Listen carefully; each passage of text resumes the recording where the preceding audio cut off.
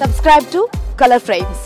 Christ church వేదికగా ఇంగ్లాండ్తో జరుగుతున్న తొలి టెస్ట్ మ్యాచ్లో న్యూజిలాండ్ మాజీ కెప్టెన్ కేన్ విలియమ్సన్ చరిత్ర సృష్టించాడు. తొలి టెస్ట్ రెండో ఇన్నింగ్స్లో విలియమ్సన్ 61 పరుగులు చేయడం ద్వారా టెస్టుల్లో 9000 పరుగులను పూర్తి చేశాడు. ఇన్నింగ్స్ 18వ ఓవర్లో అతను ఈ మైలురాయిని సాధించాడు. అంతేకాదు టెస్ట్ క్రికెట్లో 9000 పరుగులు చేసిన మొదటి కివీ బ్యాట్స్మెన్గా నిలిచాడు. విలియమ్సన్ 103 టెస్ట్ మ్యాచ్లు 182 ఇన్నింగ్స్లలో 9000 పరుగులను పూర్తి చేశాడు. అయితే 9000 పరుగుల మైలురాయి చేరుకునే క్రమంలో 32 సెంచరీలు 35 ఆఫ్ సెంచరీలు చేశాడు. కేన్ మామ ఈ ఫీట్ సాధించడంతో ప్రేక్షకుల చప్పట్లతో మైదానం హోరెత్తింది. కామెంటేటర్లు బాక్సులు బద్దలయ్యేలా బిగ్గరగా చాంట్స్ చేశారు.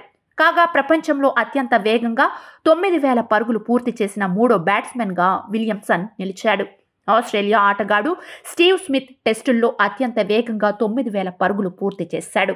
వెస్టిండీస్కు చెందిన బ్రియాన్ లారా రెండో స్థానంలో ఉన్నాడు. విలియమ్సన్స్తో పాటు శ్రీలంక మాజీ కెప్టెన్ కుమార సంగక్కర, పాకిస్తాన్కు చెందిన యూనిస్ ఖాన్ మూడో స్థానంలో ఉన్నారు. ఈ ముగ్గురు 103 టెస్ట్ మ్యాచ్ల్లో ఈ స్థానాన్ని సాధించారు. ఇదిలా ఉండగా కేన్ విలియమ్సన్ ఐపీఎల్లో అన్సోల్డ్గా మిగిలిపోవడం ఆశ్చర్యం కలిగిస్తోంది. ఎంతో కాలంగా అతడిని అట్టిపెట్టుకున్న సన్ రైజర్స్ హైదరాబాద్ సహా ఏ టీం కూడా అతడిని కొనుగోలు చేసేందుకు ఆసక్తి చూపించలేదు.